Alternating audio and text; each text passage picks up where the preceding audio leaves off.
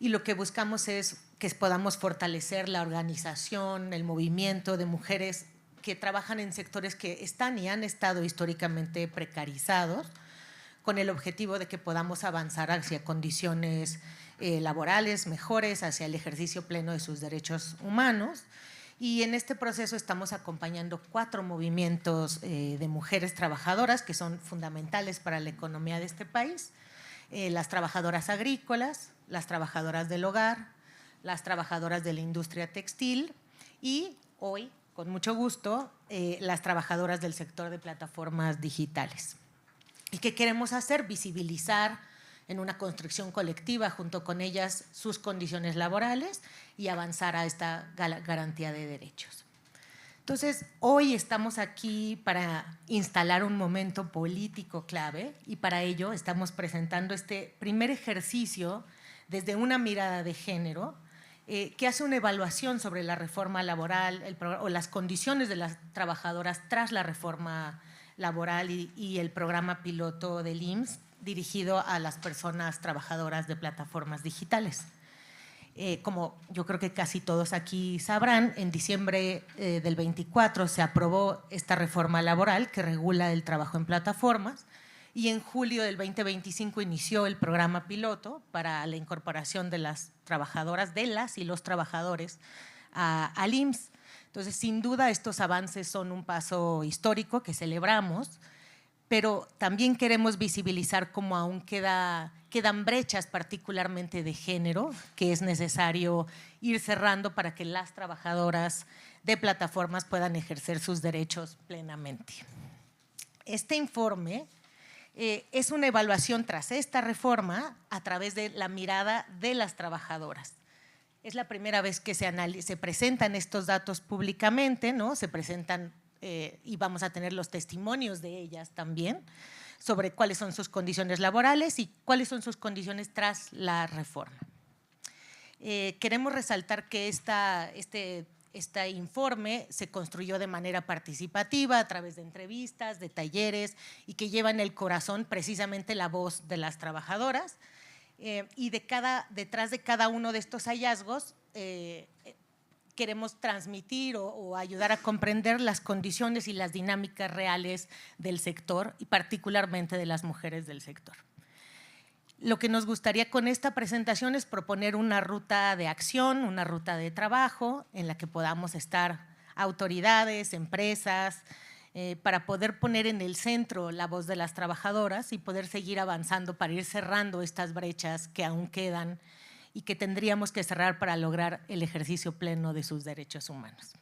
Entonces, muchas gracias por estar aquí y espero que sea un espacio productivo y que sea el inicio de una construcción colectiva que llevemos hacia adelante. Entonces, para comenzar, les cuento un poquito cómo va a ser la estructura de esta sesión. Vamos a empezar primero con una presentación de los hallazgos o de los elementos principales del informe. Para ello vamos a tener a Néstor Genis. Él nos va a dar un resumen, ¿no?, de los hallazgos y las brechas principales que fueron identificándose. Después vamos a pasar a los testimonios de las trabajadoras de plataformas que nos acompañan hoy aquí. Están con nosotros Verónica, es que no alcanzo, Álvarez de Lady Drivers y Frida de Hermandad Delivery. Posteriormente, recuperando algunas de las demandas que ellas presenten, va a estar Marianela Fernández de Oxfam presentando como un resumen de las recomendaciones que queremos poner el día de hoy. Y después nos gustaría mucho y agradecemos mucho que Omar Estefan de la Secretaría de Trabajo está aquí, ¿no? Entonces vamos a tener un espacio en el que él pueda también darnos su visión desde la mirada institucional. Y finalmente vamos a tener un cierre y un espacio de preguntas y respuestas para poder escucharles también. Entonces, sin más, le voy a pasar la palabra a Néstor. Muchas gracias, Val. Y muchas gracias a todas las personas que nos acompañan el día de hoy aquí por su interés en continuar esta conversación sobre la reforma en plataformas digitales, que sabemos que es un avance histórico y sabemos que hay mucho trabajo por hacer y seguramente este tipo de diálogos van a seguir contribuyendo para ello. En ese sentido, nos gustaría enfatizar en primera instancia ese reconocimiento a la reforma que por primera vez reconoce la relación laboral entre las personas trabajadoras y las empresas de plataformas digitales y que a su vez cuida algunos elementos clave que las personas trabajadoras han identificado, como es la flexibilidad, ese balance entre estos elementos de reconocimiento y avance hacia el trabajo digno, pero a su vez algunos otros aspectos que son clave de la llamada gig economy, que son importantes para las personas trabajadoras. No obstante, en el avance de esta implementación de la reforma, de la prueba piloto relacionada con los elementos del IMSS y de los demás aspectos, se han identificado algunas barreras que dificultan el acceso pleno a los derechos de las trabajadoras particularmente, ¿no? Recordar que este informe tiene ese enfoque con perspectiva de género que busca sí reconocer en términos generales cómo las personas trabajadoras han enfrentado barreras para acceder a estos derechos, pero particularmente desde la perspectiva y la vida y el día a día de las trabajadoras. En ese sentido, el enfoque de este primer informe es poder tener un análisis inicial sobre cómo se ha avanzado con esta reforma y cómo podemos contribuir al diálogo y construir en colectivo con las instituciones públicas, obviamente de la mano de las trabajadoras y con las empresas también, todos los actores clave involucrados en esta reforma para poder garantizar este acceso pleno a los derechos para las trabajadoras. En ese sentido, queremos primero precisar a qué nos referimos con plataformas digitales, porque sabemos que puede ser un concepto muy amplio. Básicamente, en este caso, estamos haciendo referencia a personas que trabajan en espacios que exigen la presencia física de las personas, ¿no? Particularmente en este caso, personas que trabajan en transporte como conductoras, reparto, como las colegas que nos acompañan el día de hoy y que existe una relación subordinada entre las empresas de plataformas digitales y estas trabajadoras. En este sentido, un dato importante es que el sector está altamente masculinizado, solamente 1 de cada 10 trabajadoras en el sector son mujeres, entonces en este mismo sentido nos parece clave poder evidenciar, digamos, estas brechas o estas barreras que enfrentan las mujeres, porque al final, al ser un sector altamente masculinizado, se corre el riesgo de que no se evidencien o se invisibilicen este tipo de barreras. El perfil de las trabajadoras, pues muchas de ellas son madres de familia, estudiantes, madres solteras que buscan la economía para sostener su hogar, pero al mismo tiempo tratar de balancear esto con flexibilidad que les permita a menudo pues balancear con el trabajo de cuidados y poder tener este ingreso que tienen para sus hogares. Alrededor del 74% de las trabajadoras es el único ingreso que tienen para poder sostener sus hogares. Ahora, si bien sabemos que hay muchas barreras que nos han comentado las trabajadoras que enfrentan en su día a día, quisimos, a partir de esta reflexión con nuestras compañeras de diferentes colectivas, poder identificar algunos elementos clave que consideramos que son prioritarios para avanzar en mejores condiciones laborales. En ese sentido, uno de los elementos clave pues, es la violencia y la inseguridad que viven día a día las compañeras.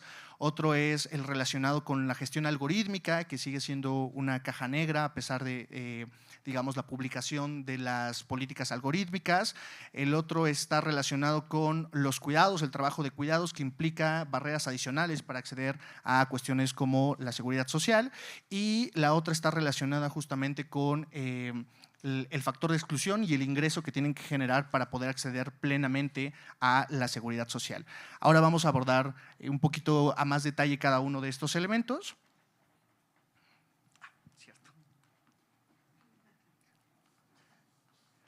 Y ya nos ponemos al día. Bueno, el primer elemento es la cuestión de la inseguridad.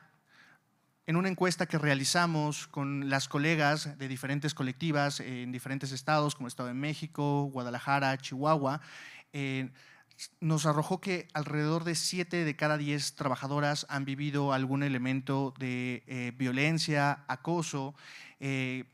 Entre estos, los más comunes son violencia sexual, con acoso en chats, insinuaciones, contacto físico no deseado, violencia económica, con usuarios que cancelan o insultan al ver que la conductora es mujer, y algo que denominamos como falla sistémica en los canales de soporte que son ineficaces, muchos de ellos son bots, es decir, a la hora de que hay alguna de estas situaciones, pues no reciben alguna atención directa por parte de personal de las empresas que realmente les ayude a solucionar estas situaciones, y en muchas ocasiones pues la solución digamos más fácil es que se cancelen los viajes o incluso pues esto deriva en castigos por parte de los algoritmos. A pesar de que en la reforma se instruye específicamente la generación de protocolos para atención a estos casos de violencia de género, la realidad es que al hacer la revisión de los contratos y de las políticas algorítmicas, en ninguna de ellas realmente se explicita cómo se van a atender este tipo de situaciones, y en las últimas conversaciones después de la implementación de la plataforma, las compañeras nos confirmaban que no han visto cambios sustantivos en este aspecto que es clave para ellas, ¿no? De poder sentirse seguras trabajando en los espacios y en las dinámicas laborales que ellas tienen. Otro elemento clave es el llamado factor de exclusión, que básicamente representa una disminución del ingreso bruto de las personas trabajadoras, es decir, si una persona trabajadora gana alrededor de 10,000 pesos, dependiendo del sector en el que trabaje, bueno, más bien del tipo de vehículo que utilice, por ejemplo, si es un automóvil, si es una motocicleta o si lo hace a pie o en bicicleta, tiene un cierto porcentaje que se descuenta, que es el llamado factor de exclusión, que actualmente, por ejemplo, para el caso de las conductoras está en 48%, es decir, en este ejemplo, si gana 10,000 pesos, se descontarían 4,800 pesos y lo que vendría quedando son 5,200 pesos. Esto implica que, por ejemplo, para el caso de las conductoras necesitan generar casi el doble, un 192% adicional. Para el caso de las repartidoras es un 147%, y esto implica pues obviamente una barrera adicional, particularmente para las trabajadoras y aquellas que pues tienen trabajo de cuidados que no pueden cumplir a lo mejor con una jornada mucho más extendida. Entonces esto deriva en no solamente la exclusión, digamos, en indirecta en términos del acceso pleno a seguridad social, sino también, pues por ejemplo, en que una vez que acceden a seguridad social, pues la cotización es más baja, ¿no? En el caso de este ejemplo de las trabajadoras conductoras, pues si deberían estar cotizando a lo mejor 20,000 pesos, pues se están cotizando alrededor de un poco más del salario mínimo, ¿no? Esto es un gran reto por diferentes elementos, y sabemos que ha habido un gran avance en términos de la afiliación. Según las últimas cifras, alrededor de 200,000 personas fueron las que accedieron a seguridad social en el último mes, en diciembre, de la prueba piloto, que es un gran avance. Sin embargo, por esta situación y las que hemos conversado en este momento, hay pues sospechas, a pesar de que no tenemos los datos, que es otro de los grandes retos, que de momento no están los datos desagregados para saber cuántas han sido mujeres y cuántas han sido hombres. Tenemos la firme sospecha pues de que hay un desbalance en la proporción de hombres y mujeres que puedan acceder a seguridad social por esta situación. Entonces este es otro de los elementos clave que la reforma tiene que analizar en términos generales para poder ir disminuyendo estas barreras con acciones afirmativas que puedan balancear el acceso a seguridad social a partir de estas desigualdades identificadas. Otro elemento clave es la gestión algorítmica, que como ya lo mencionamos, las empresas están obligadas a transparentar cómo gestionan algorítmicamente sus procesos, las diferentes dinámicas laborales. En ese sentido, estas han publicado su política de transparencia algorítmica.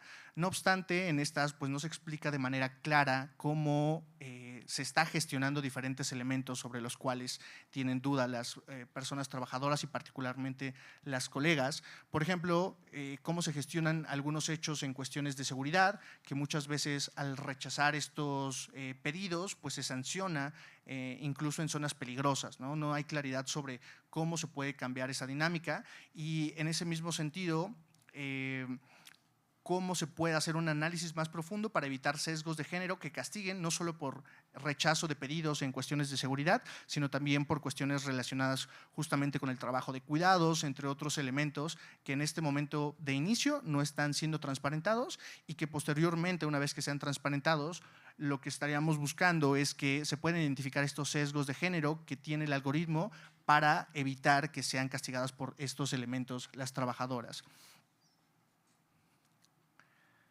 Y otro de los elementos clave es el relacionado con los cuidados.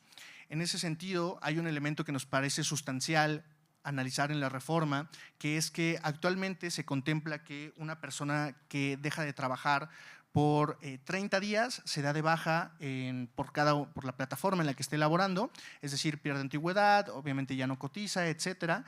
Entonces, esto implica un reto particularmente importante para aquellas trabajadoras que pues estén en el proceso de embarazo avanzado o el puerperio, porque pues obliga obviamente a la inactividad en algún momento, ¿no? Esto implica que en algunos casos a lo mejor las trabajadoras no puedan acceder al seguro de cobertura de maternidad y que posteriormente también tengan retos adicionales para integrarse al sector laboral porque no van a contar con guarderías una vez que hayan terminado, hayan dado a luz, etcétera. Entonces, esto implica barreras adicionales que si bien, digamos, de momento se podrían considerar implícitas, la verdad es que la ambigüedad nos parece sumamente importante aclararla porque al final del día y pensando en, digamos, las dinámicas que se generan tanto a nivel institucional, que a veces pueden ser confusas, tanto para las trabajadoras como para las personas funcionarias públicas, pues se presta riesgos altos de que muchas trabajadoras no puedan ejercer este derecho y que, como lo mencionaba previamente, pues enfrenten retos adicionales posterior a dar a luz. Entonces, en este sentido, nos parece clave que se revisen los diferentes elementos que exponen cómo se va a, pues a dar atención a este periodo de maternidad, tanto por parte del IMSS, de lo que está en la reforma, en la Ley Federal del Trabajo, y los contratos, porque en los contratos tampoco se explicita que habrá una cobertura en ese sentido. Otro elemento importante es el relacionado con la maternidad posterior a dar a luz, cuando las trabajadoras puedan acceder a guarderías. En este sentido, muchas de ellas son madres y del total de personas que fueron encuestadas, el 84%, y con edades, con hijas o hijos en edades de entre 0 y 4 años, que son quienes pueden acceder a guarderías, el 84% nos dijo que no podían acceder en este momento a guarderías por diferentes circunstancias, porque no les quedaban cerca, por los costos, ya sea guarderías privadas o públicas. Y en ese sentido, uno de los elementos clave, digamos, obviamente el primero es que puedan acceder a ese derecho, ¿no? Que tengan la seguridad social, que tengan esa cobertura, digamos, formal, y posteriormente que una vez que ya tienen ese derecho cubierto, pues que en la práctica realmente puedan acceder a las guarderías. En ese sentido, un elemento clave que nos comentaban es que los horarios de trabajo pues son diferentes, ¿no? Los de un trabajo tradicional. Muchas de ellas trabajan en unos horarios pues por la tarde o por la noche, incluso porque son más tranquilos y les permiten balancear también con el trabajo de cuidados, o porque también tienen pues las tasas o los, digamos, los ingresos mayores en esos periodos. Entonces, el modelo actual de guarderías del IMSS pues no podría cubrir a muchas de ellas en ese sentido, ¿no? Entonces, también es una conversación importante que hay que tener, como en otros sectores, para ver cómo podemos adaptar estos servicios y que, más allá de que accedan formalmente, pues accedan de manera plena y puedan utilizarlos para no quedar apartadas de su trabajo en ese sentido. Bueno, sabemos que hay muchos otros temas que nuestras compañeras han identificado y que las colegas que también nos acompañan el día de hoy y que han trabajado por esta lucha tienen en mente. Estos son algunos de los elementos que consideramos clave. Pueden profundizar en el documento que ustedes ya tienen ahí a la mano, y de hecho tenemos un documento todavía más extenso en la página web por si quieren revisar con más detalle algunos de estos y otros elementos que analizamos ahí, que también son clave. Por ejemplo, el tema obviamente de las utilidades, otros derechos laborales, etcétera, que son clave. Sin embargo, en este momento nos parece que estos puntos son prioritarios para poder avanzar en esta agenda. Y bueno, ahora me gustaría cederles la palabra a nuestras colegas trabajadoras, que son son ellas quienes han, de la mano de muchas otras personas, colegas, han estado impulsando esta lucha y que gracias al trabajo que han realizado se han logrado estos avances de la reforma y seguramente se seguirán logrando muchos avances más. Entonces, sin más, le cedo la palabra a mi colega Vero para que nos pueda comentar desde su experiencia cómo ha vivido su trabajo en plataformas y particularmente relacionado con la reforma. Gracias, Néstor. Buen día para todos, bienvenidos. Mi nombre es Verónica, soy integrante de la colectiva Lady Drivers de Guadalajara, Jalisco. De profesión soy contadora pública, pero ya tengo trabajando y laborando en este sistema o modalidad de trabajo de plataforma 6 años y medio. ¿Qué razón me llevó a trabajar en plataforma? Pues en una palabra se podría decir divorcio. Soy madre y al verme ante la necesidad de generar ingresos rápidos para llevar las necesidades básicas y primarias a mi familia, pues decidí entrar en este tipo de modalidad, además de que me era flexible para yo compaginar horarios con las necesidades de mi familia y además de tener ingresos en estos horarios en los que yo pudiera seguir cumpliendo con mis labores en el hogar y de cuidados. La colectiva Lady Drivers nació con la necesidad de varias mujeres compañeras que tuvimos de cuidarnos entre nosotras, ya que compartíamos en común un esquema de trabajo, pero también compartíamos miedos y a la vez riesgos. Entonces decidimos implementar de nuestra parte un esquema de cuidarnos y de protección entre nosotras, ya que las plataformas no tienen en realidad diseñados protocolos que se adapten a nuestras necesidades de riesgo. Empezamos con un protocolo básico por medio del WhatsApp, pero con el tiempo hemos ido modificándolos de acuerdo a las necesidades que se van presentando y de acuerdo a los riesgos.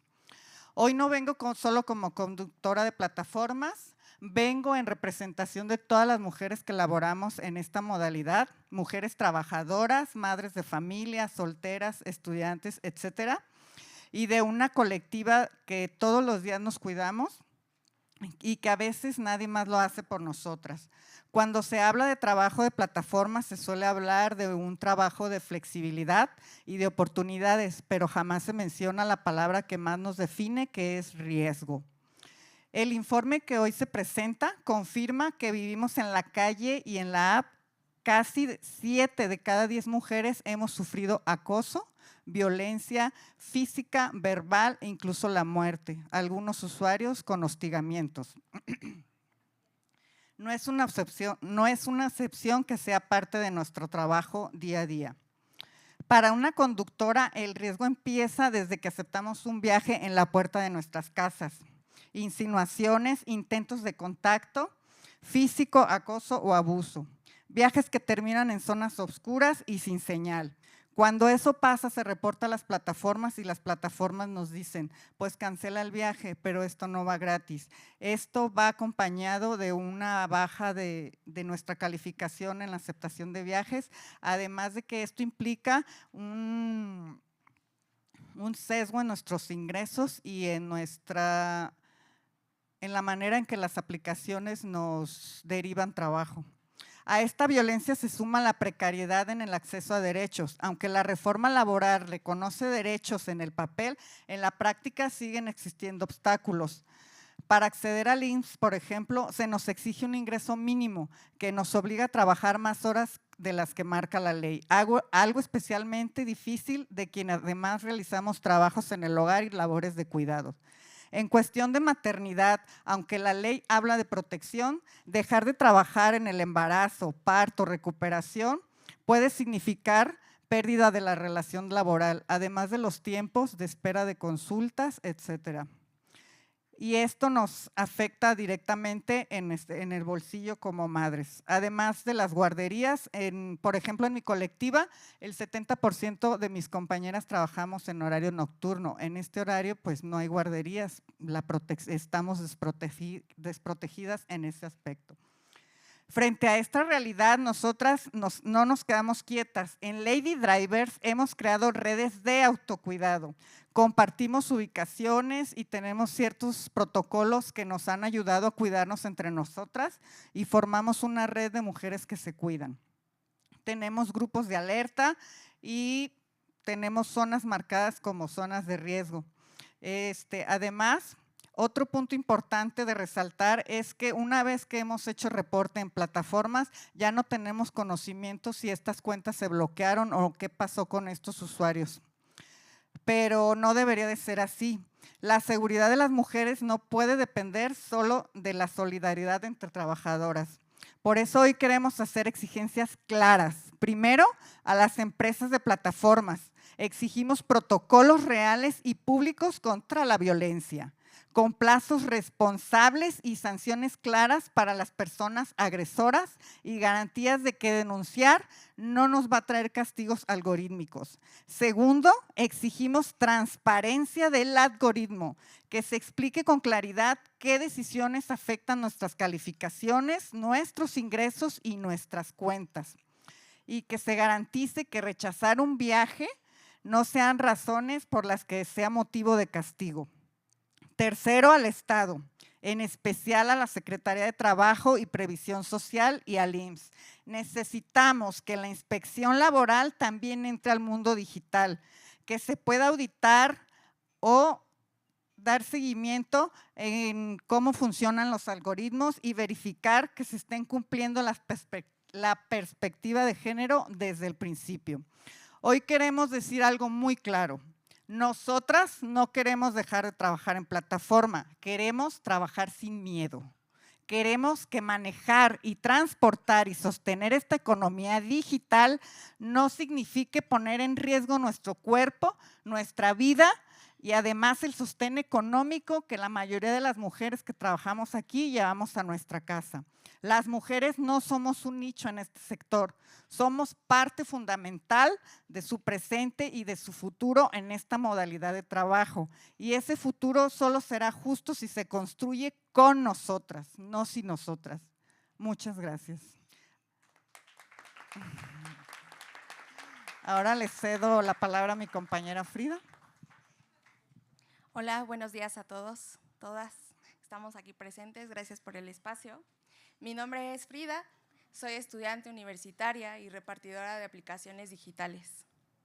Durante años, el trabajo en las plataformas me permitió seguir estudiando, cuando los horarios no me dejaban acceder a un empleo formal. Como muchas mujeres repartidoras, encontré en este trabajo una forma de sostener mi vida y mi futuro. Hoy formo parte de Hermandad Delivery. Es una colectiva en la ciudad de Toluca.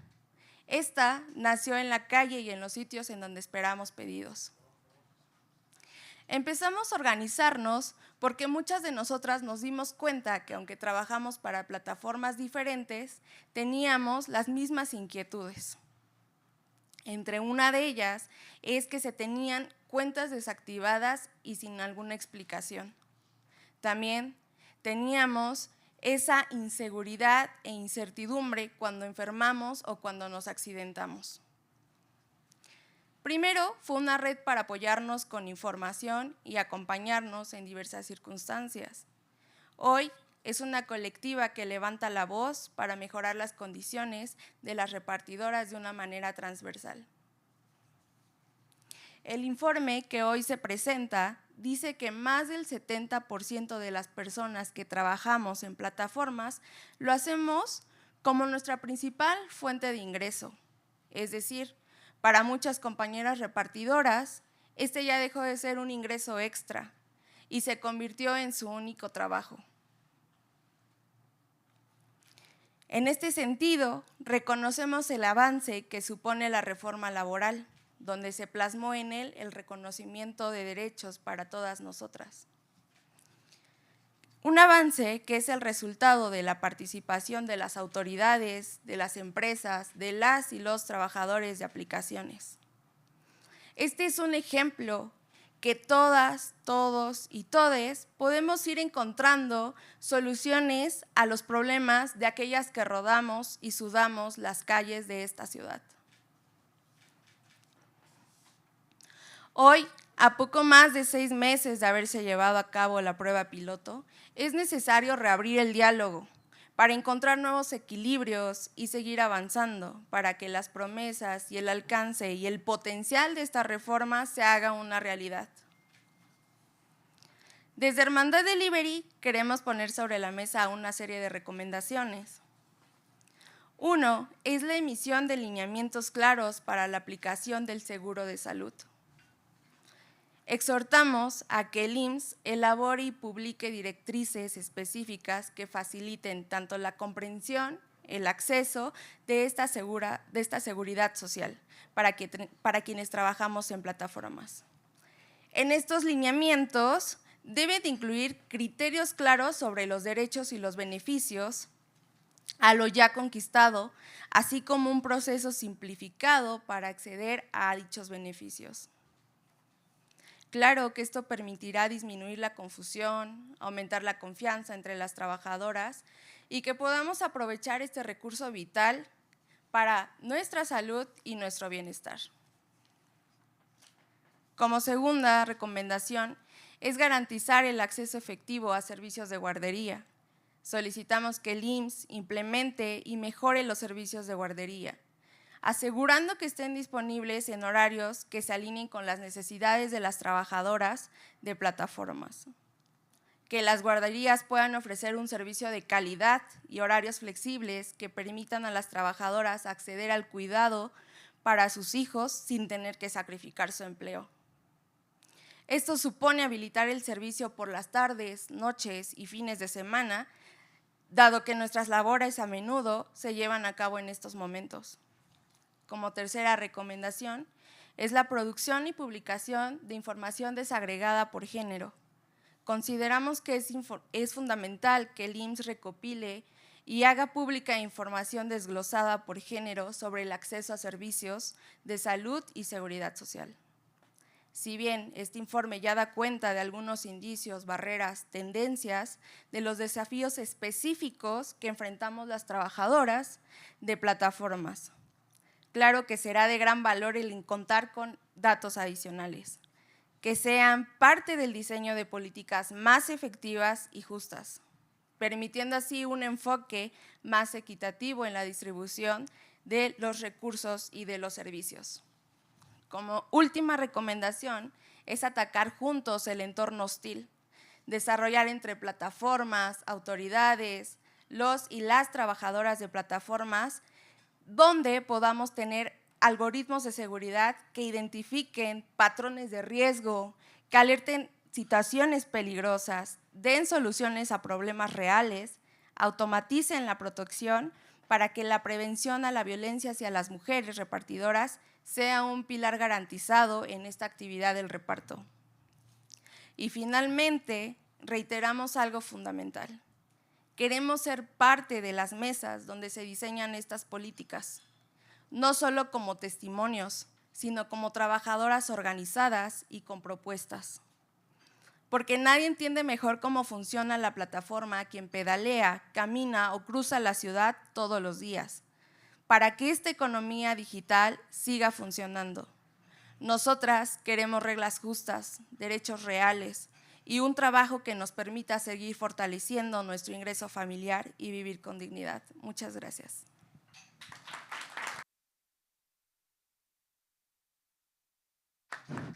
Muchas gracias, compañeras, por dar su testimonio, que además, como dijo Vero, no es solamente su experiencia individual, ¿no? Sino nos están trayendo la voz de las compañeras de sus colectivas y de la experiencia de muchas otras mujeres que viven estas mismas situaciones.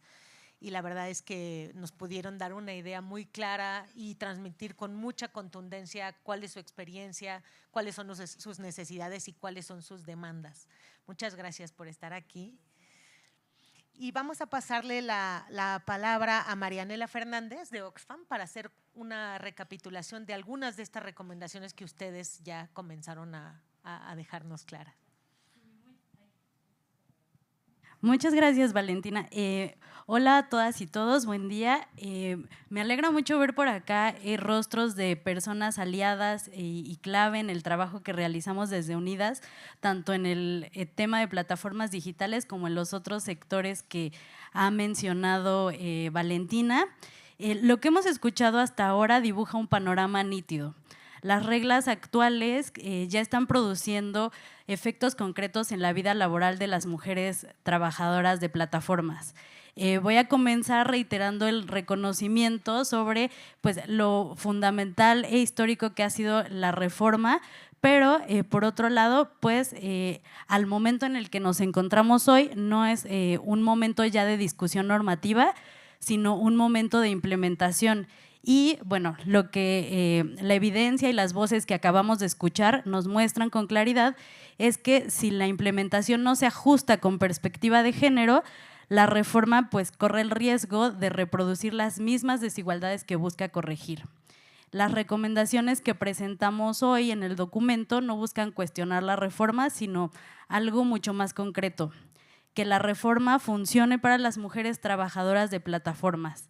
Y bueno, este es el punto del evento donde corresponde dar un paso más, pasar del diagnóstico y la experiencia al preguntarnos qué podemos hacer con esta información desde la política pública y la implementación. Lo que aparece en el documento de investigación que se presenta hoy no son problemas aislados, sino patrones estructurales que se repiten de manera consistente. Inicialmente tiene todo que ver con el tema de acceso a la seguridad social, a la materia de maternidad y cuidados, a la protección frente a las violencias en el centro de trabajo, tan complejo como lo es el espacio público en sí mismo, y a la gestión algorítmica del trabajo. Es así que las recomendaciones que compartimos en el documento corresponden directamente a esa evidencia y a los testimonios de nuestras compañeras. Son propuestas técnicamente viables, alineadas con el espíritu de la reforma y pensadas para ser implementadas lo más pronto posible. Como verán, pues hay varios nudos críticos en el documento que tienen en sus manos, y el primero de ellos es el acceso real a la seguridad social. De acuerdo con la información preliminar que se refleja en el documento que hoy se presenta, el diseño actual del factor máximo de exclusión crea una barrera de acceso que afecta de manera desproporcionada a las mujeres. En la práctica, este mecanismo obliga a generar ingresos muy por encima del ingreso neto objetivo únicamente para alcanzar el piso mínimo de cotización al IMSS. Este diseño pues impacta con mayor fuerza a las mujeres cuyos ingresos promedio son más bajos como resultado de la sobrecarga de cuidados y la fragmentación de las jornadas, como ya lo expusieron tanto Verónica como Frida y Néstor. Por eso la propuesta es clara, ajustar o eliminar estos umbrales de afiliación mediante tasas diferenciadas como una acción afirmativa. No se trata de un privilegio, sino de una medida correctiva para emparejar el piso de acceso a la seguridad social. En este caso, igualar el piso no debilita el sistema de seguridad social, al contrario, pues lo fortalecería haciéndolo más justo y más eficaz.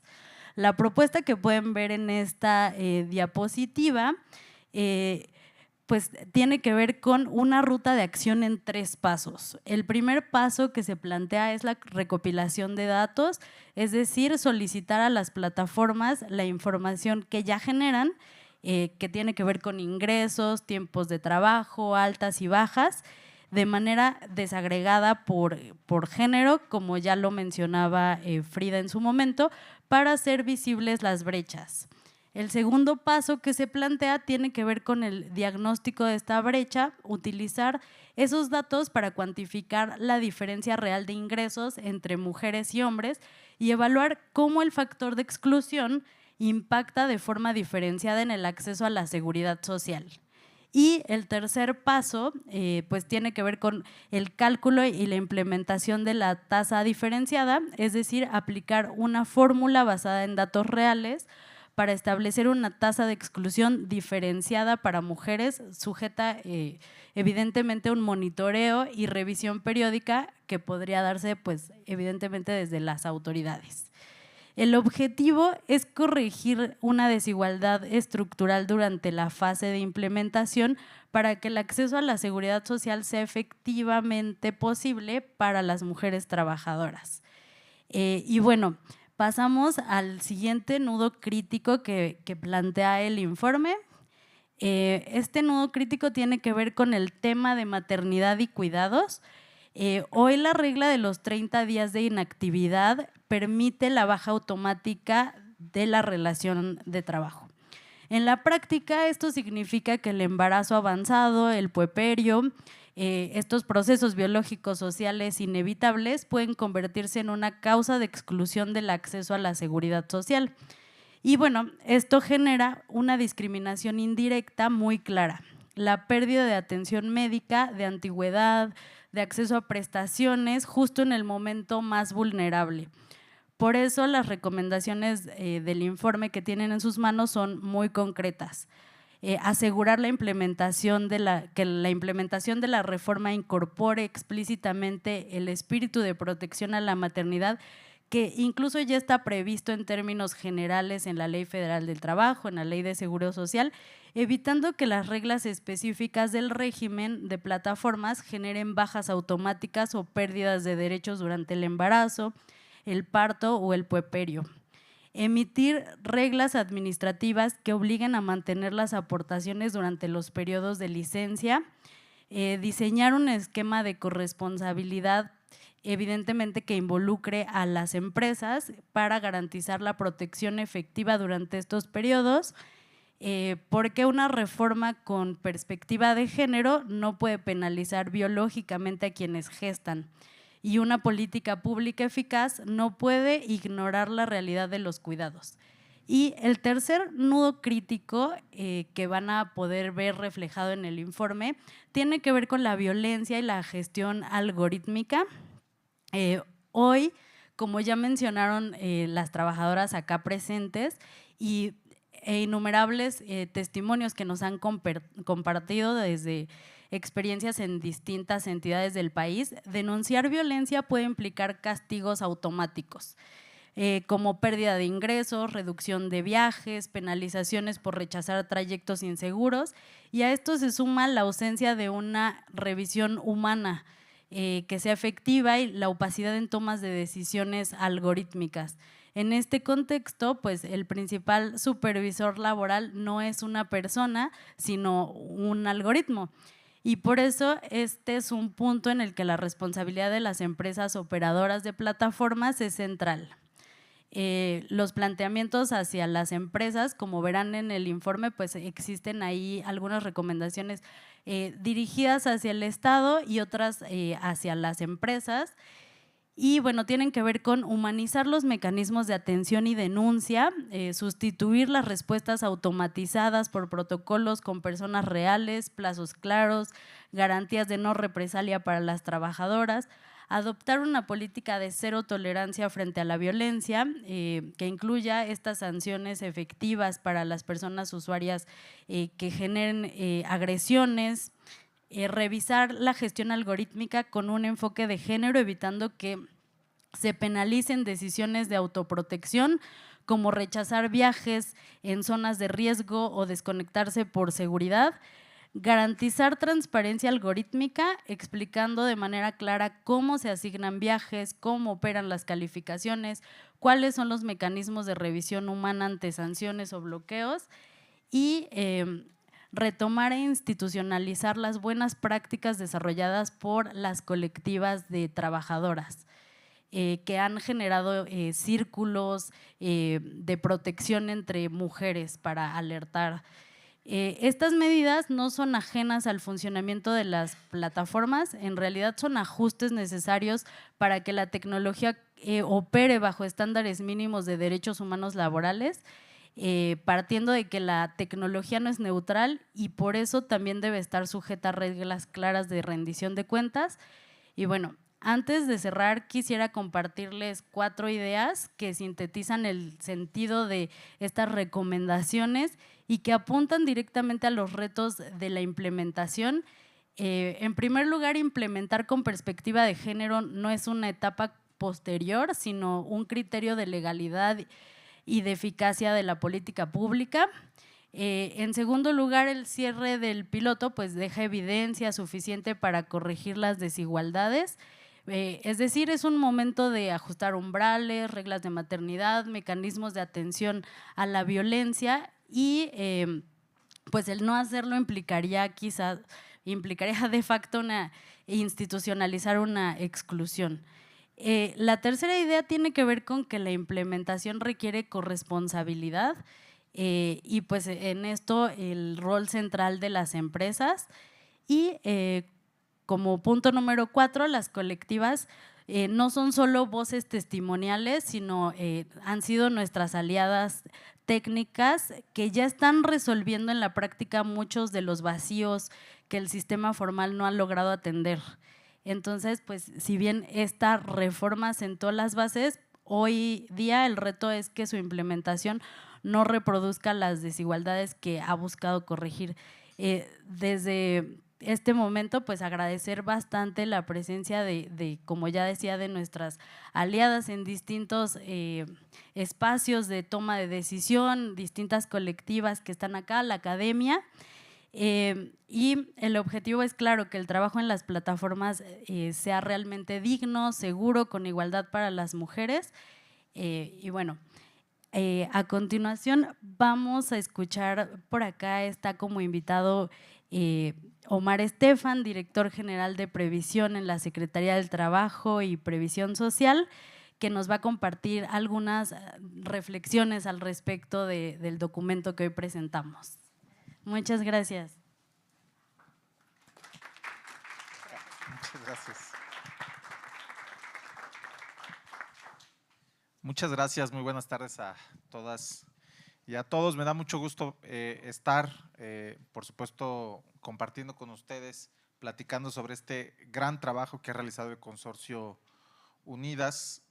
Con Unidas llevamos un diálogo gobierno, sociedad civil, ya de varios meses, en el cual hemos podido platicar en casi todos los ámbitos que tocan la agenda de la transformación laboral en nuestro país y en particular del trabajo en plataformas digitales. Quizá les puede parecer una obviedad lo que voy a decir, pero hace un año, en el primer mes de vigor de la reforma de plataformas digitales, nos encontrábamos todos, yo mismo, ¿no?, como funcionario público, a la expectativa de cuáles iban a ser los impactos de la reforma de trabajo sobre plataformas digitales. Al final del día, a pesar de que hicimos un trabajo de análisis de casi 4 años de diálogo y para conocer a profundidad el sector, el modelo regulatorio de México seguía siendo único y distinto a los que se encontraban en otros países. Retomamos ideas en el modelo regulatorio que se vieron, por ejemplo, en el cono sur de nuestro continente. Por supuesto, analizamos las directivas de la Unión Europea, los diálogos que se han dado en el marco de la Organización Internacional del Trabajo, pero nada de esto había sido probado. Un año después de que esa reforma entró en vigor y que tuvimos ya nuestro programa piloto de 6 meses, tenemos ya resultados tangibles que nos permiten justamente tener este tipo de discusiones y análisis, que yo creo que eso es algo de entrada sumamente valioso para la agenda pública del país. Desde la Secretaría del Trabajo promulgamos y creemos firmemente en el diálogo social como un mecanismo para la mejora de las condiciones laborales de todas las personas trabajadoras en nuestro país, y el hecho de tener datos pues es fundamental para poder tener una discusión centrada. Y justamente sobre ello me quiero enfocar en la primera parte de mi discusión, de mi intervención, perdón, no estoy discutiendo nada. Platicar un poco de los datos y contextualizarlos, ¿no? Seguramente muchos de ustedes han visto el análisis que se ha dado o el avance en términos de la formalidad en los datos del Instituto Mexicano de Seguro Social en estos 6 meses del programa piloto. En estos 6 meses del programa piloto, para quien no lo sepa, tuvimos 2 umbrales o 2 mecanismos de exclusión al salario que fuimos ajustando para ir viendo cuál era el impacto de los datos. En el primer trimestre tuvimos unos factores. Estos factores lo que buscaron fue introducir de manera paulatina la regulación, porque lo que buscábamos también era un impacto menor o tener un impacto menor en la disponibilidad del empleo. El trabajo en plataformas digitales es sumamente sensible a los incrementos de precio y el temor que teníamos, y creo que es un temor serio, fundado y de mucho cuidado, era que un incremento repercutiera necesariamente en una reducción de viajes o servicios, ¿no? Y entonces ahí sería un contrasentido de lo que estábamos buscando, otorgar protección social, y entonces estamos desapareciendo la fuente del empleo. En la segunda parte del programa piloto, el segundo trimestre, ajustamos un poco más los factores de exclusión, una vez que habíamos medido el impacto que había tenido la regulación. Y como resultado de estos factores de exclusión, tomamos decisiones en diciembre y noviembre del año pasado que determinaron los factores de exclusión de este año. ¿Qué observamos en términos generales en estos 6 meses? Bueno, lo primero es que del 100% de trabajadores y trabajadoras que las empresas registran mes con mes, cerca del 93% tienen al menos un viaje o servicio. Esto quiere decir que no se trata de 1 millón de personas en promedio, sino de 930,000 personas que efectivamente están viajando. Esto es relevante porque la reforma lo que establece es la obligación de registrar a inicio de mes a las personas trabajadoras, pero la empresa no tiene control sobre si esta persona trabajadora va efectivamente a prestar un servicio o no.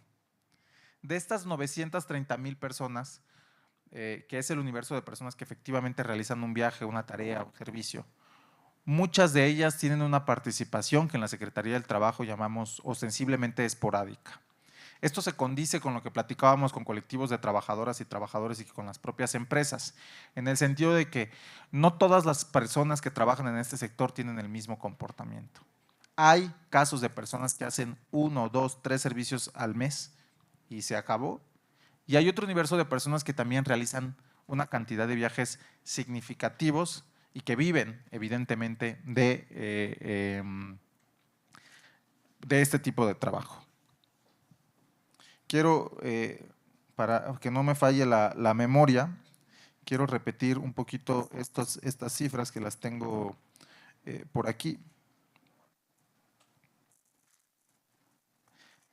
Las personas con una participación ostensible, bueno, ahí está, sí, a 390,000 personas de este promedio, es más o menos el 43% del total con al menos un viaje o un servicio de estas 930,000 personas que les decía. Es decir, el universo de personas que efectivamente está trabajando de manera constante en el sector ronda el 500,000 de personas, son 530,000 personas y ese es el universo puro y duro. Muchas gracias. Mejor. El universo puro y tampoco está funcionando, está haciendo una mala jugada. ¿O sí? ¿Me escuchan bien? Perfecto, muy bien. Entonces, ese es el universo puro y duro de las personas que están efectivamente trabajando de manera constante y que lo hacen en un número de horas al mes como para poder distinguir o separar de las personas que lo hacen de manera esporádica. De estas 530,000 personas, más o menos mes con mes, tenemos que 180,000 personas han logrado la condición de subordinación, que es el 34% de los trabajadores activos en el mes y que representa el 40 y pico por ciento de estas 530,000 personas trabajadoras.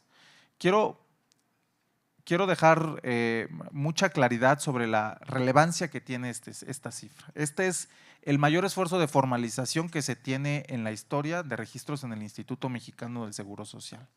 Formalizar 180,000 personas es un logro mayúsculo que creo que como sociedad, como país y ciertamente como funcionarios públicos estamos nosotros orgullosos y contentos. Pero eso no quiere decir que la reforma sea perfecta o que no sea perfectible. Esta es una reforma de primera generación. Justamente comenzaba mi participación diciendo que pues es un modelo regulatorio atípico o único en el mundo y por lo mismo es susceptible de ser mejorado.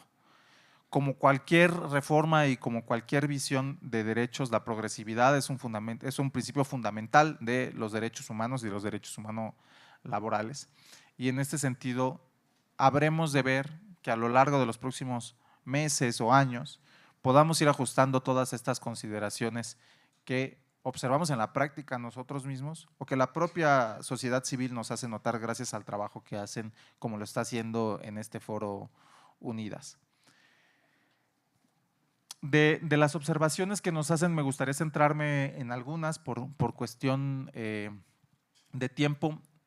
Hay algunas que no son enteramente competencia de la Secretaría del Trabajo, son competencia de mis colegas del IMSS que están aquí sentados con nosotros, pero que en diálogo Secretaría del Trabajo e IMSS pues ya se han ido trabajando. Es el caso de las licencias y qué sucede con la continuidad del trabajo cuando hay una licencia, por ejemplo, por maternidad. Bueno, todo eso tiene una solución que el Instituto Mexicano del Seguro Social está analizando y que va a plantear en estas nuevas reglas y que son resultado justamente de este programa piloto, ¿no? De poder analizar qué es lo que está sucediendo. Otra de las cosas muy importantes es el uso de la inspección del trabajo como un mecanismo para fiscalizar el cumplimiento adecuado de la ley, para que no se quede justamente en letra muerta. En la Secretaría del Trabajo y Previsión Social estamos trabajando y ya en las etapas finales para cerrar un protocolo de inspección enfocado justamente en este sector, para poder inspeccionar de manera adecuada las obligaciones que se desprenden de la Ley Federal del Trabajo y también para poder entender el funcionamiento de los algoritmos y cómo el uso del algoritmo se condice, por ejemplo, con la política de gestión algorítmica que obliga a la Ley Federal del Trabajo a tener. De hecho, una de las reuniones que tengo saliendo de aquí es justamente para eso, hablar con una persona sobre los algoritmos y cómo podemos mejorar nuestro mecanismo de supervisión. La inspección del trabajo ya ha comenzado, de hecho, es del conocimiento de la Secretaría del Trabajo y Previsión Social Federal que el gobierno de la Ciudad de México ha iniciado mecanismos de fiscalización con algunas empresas del sector. Sobre eso no pudiera yo comentar mucho más porque pues no estoy ahí, pero sí decirles que ya ha comenzado la inspección y que justamente como se trataba de un programa piloto, lo que buscábamos era poder llevar a terreno y a la realidad la reforma, poder encontrar cuáles eran estas áreas de oportunidad, también dar la oportunidad a las propias instituciones a probar, ¿sí?, las hipótesis que teníamos, las hipótesis regulatorias, los mecanismos de aseguramiento, los mecanismos de control y de registro de los contratos, por ejemplo, antes de poder realizar ajustes. Pero también dar oportunidad a las empresas de que cumplieran, porque al tratarse de un nuevo mecanismo regulatorio, era importante que las empresas tuvieran en este ejercicio de diálogo social un área de oportunidad para poder dar un cumplimiento adecuado y poder acercarse a la autoridad a sabiendas de que no iba a llegar la inspección del trabajo el día 2 de que se entró en vigor la reforma, ¿no? Este es un ejercicio atípico en muchos sentidos. No es común que la autoridad decida aventarse un programa piloto para poder medir si el ejercicio regulatorio es adecuado y está funcionando, pero creo que los resultados están ahí y de verdad desde la Secretaría del Trabajo quiero reiterar mi más profundo agradecimiento al Consorcio Unidas y al informe que han hecho, porque es bien importante que la sociedad civil pueda acompañar y, por qué no decirlo, presionar también al gobierno para que podamos hacer mejor nuestro trabajo y observar y atender cuestiones que, si bien están ahí, a veces, dada la magnitud del trabajo que tenemos, perdemos un poco el sentido de claridad o de detalle de estas cosas, ¿no? Es el caso, por ejemplo, de la discriminación que pudieran tener las mujeres trabajadoras, dados los factores de exclusión que existen. Un dato muy importante, por ejemplo, del programa piloto es que del 100% de personas trabajadoras que se registran mes con mes, el 90% son hombres y 10% son mujeres, pero del universo que logra la condición de subordinación, el 95% son hombres y solamente el 5% son mujeres. ¿Qué quiere decir esto? Bueno, que la mitad de las mujeres no están logrando la condición de subordinación. ¿Por qué? Bueno, tenemos muchas hipótesis. Una es porque probablemente se están reproduciendo todos los factores estructurales de la mujer en el mercado laboral de trabajo, ¿no? Y justamente yo creo que es muy acertado también en ese sentido las observaciones y las recomendaciones que nos hacen en Unidas sobre por qué no pensar entonces en factores de exclusión diferenciados que permitan cerrar esas brechas, una suerte de acción afirmativa que garantice la permanencia de las mujeres en esta condición de subordinación, dadas las condiciones del trabajo en plataformas digitales. Y bueno, pues creo que me estoy extendiendo un poquito del tiempo que yo había pensado para platicar con ustedes. De nueva cuenta, agradecerles profundamente a Fundación Avina, a Ethos, a Prodes, a Oxfam también, por este trabajo, a los colectivos de trabajadoras también de plataformas digitales. Por supuesto que al terminar esta sesión intercambiamos datos para poder tener un diálogo directo sobre lo que viene en la reforma, lo que viene en el proceso también de fiscalización y de inspección del trabajo. Y muchas gracias a todos y a todas por su atención. Enhorabuena.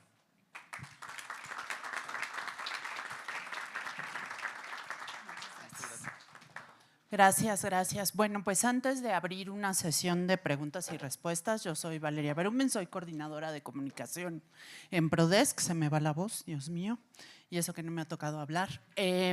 Quisiera dar las gracias y anunciar que tenemos colegas de parte de la Alianza IN, del Instituto Mexicano de Seguridad Social, de la Secretaría del Trabajo, no sé quién más se me está pasando, bueno, además de los medios de comunicación que el día de hoy nos acompañan. Entonces, no sé si hay alguna pregunta de parte de las personas asistentes o de los medios, si pueden, si me ayudan acá con el micro, si pueden decir su nombre y de dónde vienen, por favor, y a quién va dirigida su pregunta. Hola, ¿qué tal? Buenos días. Soy Sara Garnido Tobar, secretaria de Género de la UNTA, Unión Nacional de Trabajadores por Aplicación. Comentar no es una pregunta, son comentarios que se le han hecho ya a la Secretaría del Trabajo. Los porcentajes de exclusión solamente están favoreciendo a las empresas y no a los trabajadores y a las trabajadoras. Deben reducirse estos, o si no es que desaparecer los porcentajes de exclusión, ya que contraponen los artículos 1 y 4 y 123 de la Constitución Política Mexicana y los compromisos internacionales en materia de derecho social y trabajo para trabajadores y trabajadoras. Solamente el 6%, como lo dijo Omar, son mujeres, pero creo que hay algo muy importante dentro de todo esto. Las empresas buscaron la trampa para poder dejarnos en la lona a los trabajadores de aplicación. Y creo que la Secretaría del Trabajo tiene mucho que inspeccionar. Va a haber un convenio vinculante de la OIT. Esperemos que se pueda ratificar en México lo más pronto posible en cuanto lo presente este organismo internacional. Y compañeras, gracias por estar aquí y de verdad tenemos que unirnos para tirar estos porcentajes de exclusión que no están representando a la mayoría de trabajadores y trabajadoras en México. Gracias. Muchas gracias. Hola, buen día, Dana Estrada del Sol de México, para el secretario de Trabajo. Para la Secretaría del Trabajo, si nos pueden ayudar un poquito más como… Sí nos parecemos, pero perdón, no. Perdón, para entender un poco estas cifras de los 180,000 personas que ya se han afiliado, ¿podemos conocer cuál ha sido el impacto de estas afiliaciones en el Valle de México? ¿Cómo está el tema de Ciudad y Estado de México en cuanto a estas afiliaciones? ¿Cuáles son los números? Supongo por el movimiento de ambas entidades, ¿no? Debe ser mayor, no lo sé. Y en cuanto a las compañeras de los colectivos, preguntarles cómo fue la inscripción al seguro, si fue un proceso complicado, si no, y también si ya es aplicable, o sea, ya en este momento ya las personas que están inscritas ya pueden ir a sus consultas, ¿no? Sobre todo a quienes padecen algún tipo de estas enfermedades como diabetes, hipertensión, ¿no? Que necesitan un seguimiento más continuo, y también a quienes tienen otras enfermedades ¿no? ya de por vida que a lo mejor les ameritan estudios anuales, ¿no? Entonces, saber cómo fue su integración al IMSS y cómo está ahorita la atención, por favor. Muchas gracias por la pregunta. No es posible por principio de cuentas poder tener una caracterización a nivel estatal de las afiliaciones al Instituto Mexicano del Seguro Social en plataformas digitales por una razón muy sencilla, y es que cuando se crearon las reglas piloto, una de las reglas principales para facilitar la afiliación fue la creación de un registro único a nivel nacional, registro patronal único a nivel nacional para las empresas de plataformas digitales. ¿Qué quiere decir esto? Porque parece que estoy hablando en arameo, que normalmente las empresas dan de alta con un registro patronal por cada uno de los municipios en los cuales se encuentran. Y para el caso de plataformas digitales tenemos un registro patronal a nivel nacional. Entonces, eso facilita enormemente la afiliación de los trabajadores y facilita la vida tanto al instituto como a las empresas por muchísimas consideraciones tecnológicas, administrativas, etcétera, pero tiene como consecuencia que es difícil o imposible observar cuál es el nivel de afiliación por cada uno de los estados. Tenemos datos sobre las unidades de medicina familiar a las cuales se afilian los trabajadores, que es, digamos, un proxy, si me permiten la expresión, para poder saber en dónde están estas personas trabajadoras, pero de ninguna manera es una cifra cierta y no me gustaría a mí dar un dato que pues quizá no dice mucho, ¿no? Entonces no podemos saber, pero por esas razones, pues. Compañeras.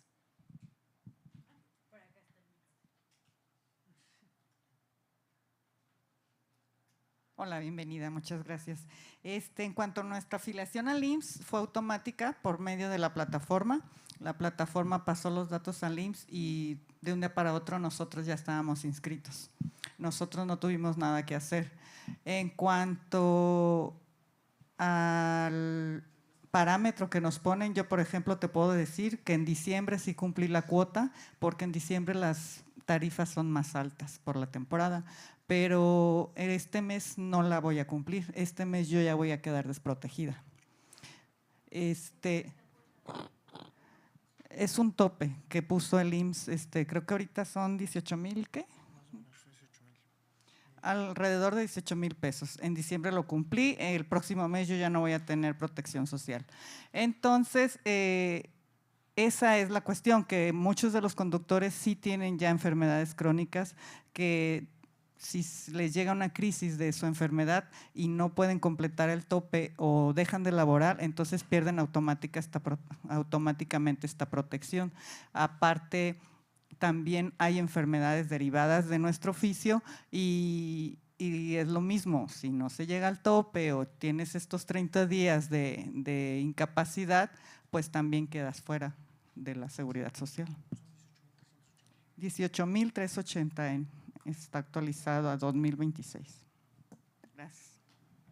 Sí, justo respondiendo, bueno, complementando a lo que dice mi compañera Verónica, justo si no llegamos a este tope, la seguridad social nos cubre cuando tú te accidentas, justo cuando tienes un reparto, te accidentas durante el reparto y te pueden atender en emergencias, aunque tú no llegues a ese tope.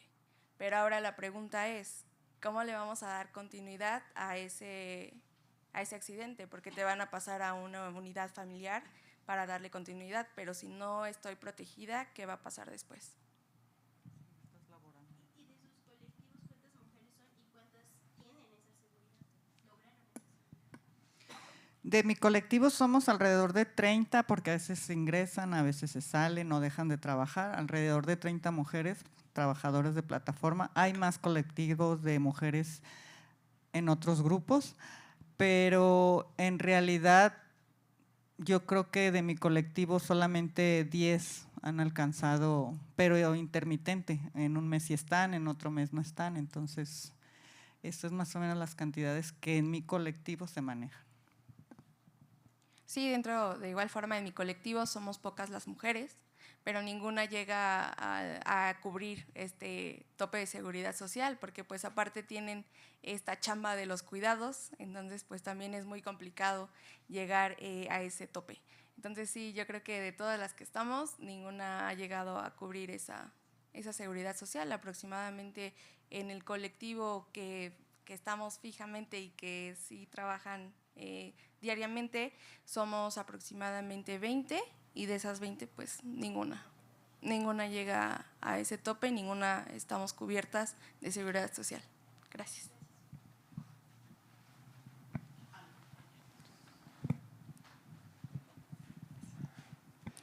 Hola, Fernanda Ruiz de Canal 11 para los noticieros. Una pregunta. Recientemente, en el tema sobre todo de seguridad y de violencia hacia las mujeres, recientemente la Secretaría de las Mujeres hizo convenios con plataformas, con Didi, con Uber principalmente, para implementar diversas acciones, ¿no?, enfocadas en garantizar seguridad a las mujeres. Uno de ellos, por ejemplo, sobre todo creo que para usuarias, las mujeres que vivían violencia podían ser trasladadas a centros de justicia una vez que lo requirieran y la plataforma les iba a regalar viajes para realizar eso. Otra cosa, que la cartilla de derechos pues iba a estar disponible en estas plataformas, ¿no? Sin embargo, no sé si ustedes han tenido acercamiento con la Secretaría de las Mujeres para tratar el tema de violencia o con la Secretaría de Seguridad Ciudadana para justamente poner sobre la mesa esta discusión. También la seguridad hacia sus trabajadoras de las plataformas. ¿Las plataformas han tenido acercamiento con ustedes sobre eso? ¿Ha sido algo que se ha discutido? ¿Qué ha pasado con eso, si hay algún acercamiento? Gracias.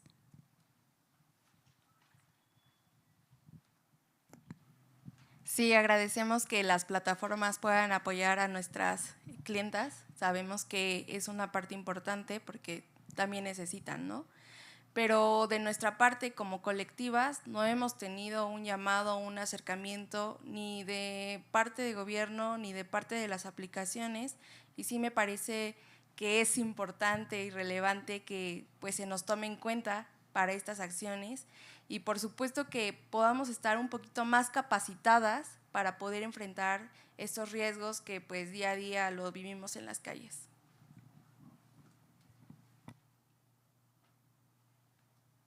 Sí, para complementar, en las plataformas normalmente todos los cuidados y de seguridad van dirigidos a las usuarias, pero no toman en cuenta las conductoras que también sufrimos estas violencias.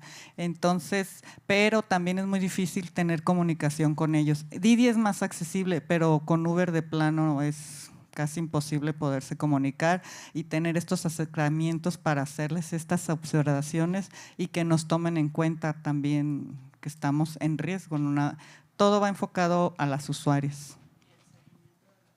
Y el seguimiento también, ¿no? Cuando hacemos el reporte no tenemos certeza de qué ellos hacen con las cuentas que se reportan como usuarios violentos o peligrosos.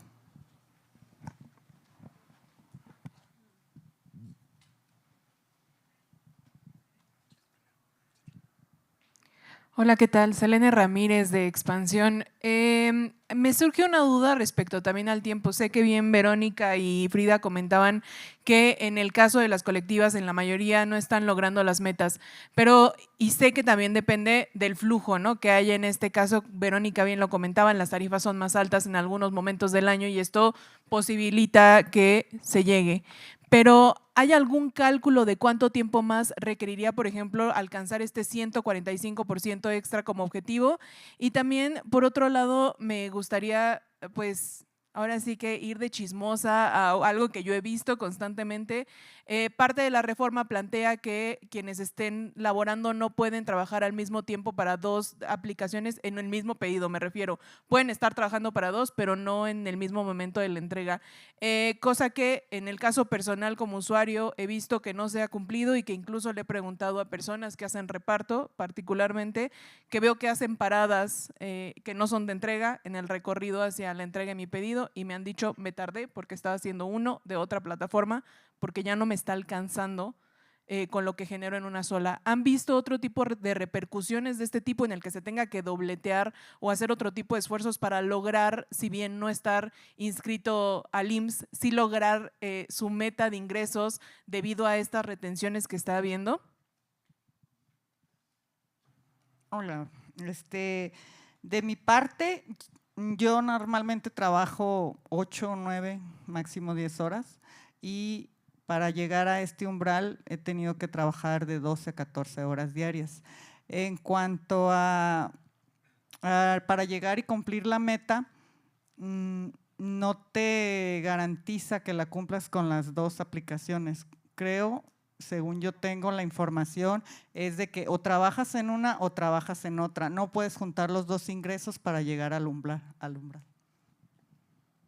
Sí, justo complementando lo que dice Verónica, sí, no puedes, de hecho creo que ni siquiera te dan las horas para poder llegar en una, entonces sería complicado el tener que llegarle a las 2, ¿no? Entonces solamente puedes llegar al umbral en una y no en las 2. Ajá. Sí, perdón, nada más para acotar.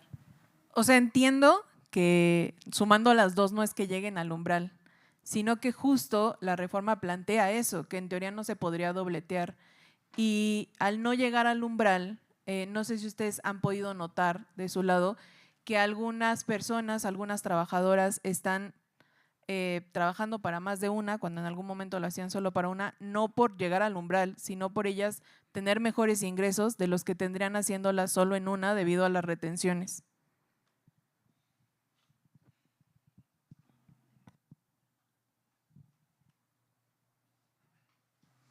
Sí, lo que pasa es que hay meses que las tarifas para uno como conductor son más bajas. A ustedes les siguen cobrando lo mismo, pero a nosotros el criterio para pagarnos varía dependiendo las dinámicas, pero cuando es así, por ejemplo, este mes de enero que baja la tarifa que nos paga a nosotros las aplicaciones, sí estás, pues trabajas para el mejor postor, el que mejor te pague la tarifa es con quien te quedas, pero va más allá de si, ahora sí que lo que trabajas es el ingreso, va más allá si alcanzas o no el umbral, tú necesitas llevar el sustento a tu casa. Hola, Carlos Andrés Pérez del Instituto de Liderazgo Simón de Beauvoir. Primero felicitar a la Red Unidas por este estudio, por estas recomendaciones que son súper importantes para justo generar condiciones de trabajo decente. Revisé las recomendaciones, me parecen súper pertinentes para gobierno, para las empresas, pero si algo nos ha enseñado la lucha por los derechos laborales, específicamente la lucha de las trabajadoras del hogar, es que la responsabilidad también es de todos, de todas. Y quisiera preguntarles qué responsabilidades o qué llamado pueden hacer ustedes a las personas que somos usuarias de las plataformas que contratamos este servicio, que lo utilizamos para que también podamos sumar a este esfuerzo por generar condiciones de trabajo decente. Muchas gracias.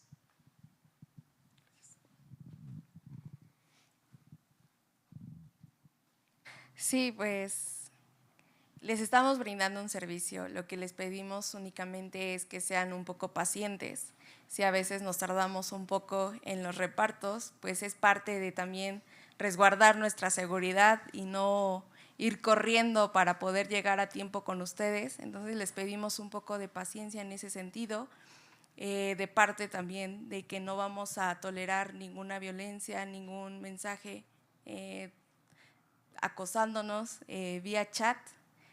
También pedimos que las plataformas nos apoyen a censurar o cancelar esas cuentas que nosotras reportamos. Entonces, a ustedes como usuarios es que sean pacientes con nosotras. De mi parte como conductora, muchas veces las cuentas que las cuiden como usuarios, porque muchas veces ustedes piden viaje en nombre de otra persona y esa otra persona hace mal uso de su cuenta o les genera una mala calificación a ustedes. Y nosotros, por lo menos yo, sí soy muy atenta a la calificación del usuario y eso me dice si agarro o no agarro viaje. Y otra de las cosas es que sepan que hay una relación de respeto, que así como ustedes piden respeto, porque la mayoría de los usuarios son mujeres en plataformas, los usuarios que más usan estas aplicaciones son mujeres, y que sepan que por lo menos de la gran mayoría de las mujeres que somos conductoras van a recibir una garantía de seguridad de que vayan a llegar bien a su destino. Pero si mujeres prestan sus cuentas a sus parejas, pues que les hagan saber también que como conductoras ya de antemano cuando se sube un hombre nos sentimos más vulnerables, no todos, pero sí genera cierta desconfianza el que se suba un hombre en una cuenta de una mujer. Que cuiden sus cuentas y que esos hombres a los que les prestan las cuentas como mujeres, que las cuiden para que también ellas puedan seguir recibiendo este servicio. Hola, bueno, es contestar algunas preguntas de la prensa. Nosotros como sindicatos hemos tenido acercamiento con la Secretaría de la Mujer y con el STIFE y tenemos 4 puntos naranjas gestionados por el sindicato, no por las aplicaciones, los cuales sirven como punto de resguardo para trabajadoras por aplicación, conductoras y repartidoras. Tenemos un protocolo de género que se le entrega a cada restaurante para que pueda tomar acción respecto a esto. Esto de dobletear, ahora es imposible poder hacer esto. Si antes era imposible, ahora es mucho más imposible. Sobre todo Uber ahora tiene una tasa de puntualidad, no sé si ya lo notaron, entonces está calificando la tasa y te está mandando mensajes todo el tiempo que te ponen estresada, vas tarde, si llegas rápido te van a dar más propina. Entonces ya saben estos juegos de las aplicaciones. ¿Y cuál fue la última que les dijeron que contestaron?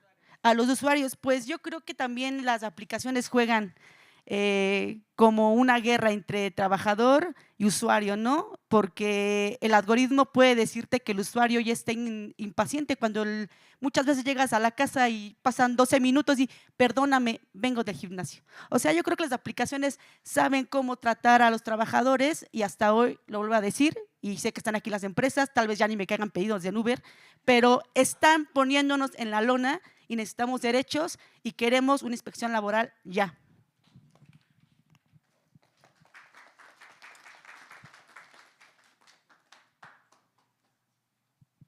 Buenas tardes ya. Mariana Franco del Centro de Empresas y Derechos Humanos, y un poco justo esto era la pregunta, como cuál ha sido la respuesta de las aplicaciones, si están vinculadas con sus políticas empresariales, si han hecho algún cambio en ese sentido. Hablaban hace ratito de estas prácticas que tal vez son locales, que han tenido pues ustedes como organizaciones, pero que probablemente no es algo que tengan las aplicaciones llevándose, sino que responden a un movimiento más de las personas trabajadoras. Entonces, saber si han tenido alguna respuesta y también cuál va a ser el acercamiento de este informe con las empresas, porque ahí también podemos apoyar nosotras al respecto.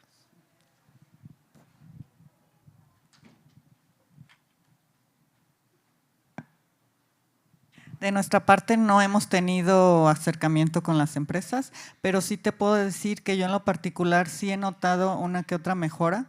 Por ejemplo, antes te bloqueaban cuentas porque un usuario te reportaba y sin decirte te bloqueaban y tú ya no podías ser conductor. Pero ahora está la opción de que te graban la conversación para que así contrapongas tu parte de tu diálogo contra el que dice el usuario y ahora sí ya no es tan fácil que te bloqueen una cuenta en ese aspecto. También tiene otra, no, bueno, esa ya viene aplicándose desde hace tiempo, pero de que si dura mucho rato parado tu carro te preguntan, ¿todo bien?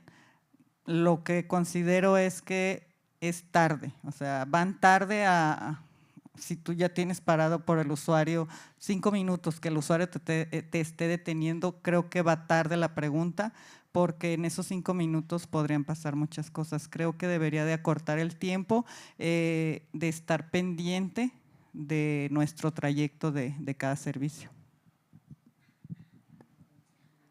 Sí, justo complementando lo que dice Vero, en cuestión de reparto, si se tarda en mandarte la alerta de seguridad, pero pues ya te volaron el teléfono, ya te quitaron la moto y pues te quedas ahí indispuesta. Entonces creo que sí falta un poco aprovechar para que entre todos podamos dar solución o poner algoritmos o técnicas que nos favorezcan y que podamos sentirnos más protegidas.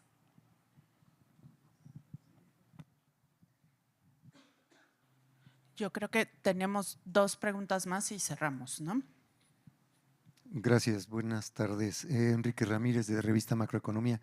Solo unas precisiones exactamente. Si podrían detallarme un poco cómo fue el mecanismo, cómo se fijó el nivel de 18,000 para el tope. ¿Quién tomó esa decisión? ¿Hubo un acuerdo entre empresas, trabajadores o fue algo unilateral por parte de la autoridad del seguro? ¿Quién fijó ese nivel? 1. 2, si podrían comentarme cómo es el mecanismo que les hace el pago a los conductores o a las conductoras. ¿Cuánto se les paga de un viaje? ¿En qué porcentaje? Si nos lo pueden decir específicamente, ¿qué nivel de porcentaje están ustedes ganando por cada trayecto? Si hay algún nivel fijo. Y por último, siguiendo con un poquito esto de la protección, ¿han llegado ustedes a pensar en proponer así como hay mecanismos, proponer una comisión de honor o justicia en la que puedan ustedes tener mayor oportunidad de defensa para no tener tanta desventaja a la hora de confrontar este tipo de situaciones? Muchas gracias. Creo que la primera pregunta es más bien para, no sé si mi compañero. Sí, respecto a los 18,380 que comentaba Vero, digo, ese es el monto actual para trabajadoras particularmente de autos. Varía, ahorita se actualizó por el salario mínimo que incrementó, 2,958 pesos, si no mal recuerdo, en promedio. Entonces, es más bien un cálculo, ¿no? El que se hace, que ya comentaba nuestro colega Omar, y que si quieres explicar un poquito más sobre cómo se definió.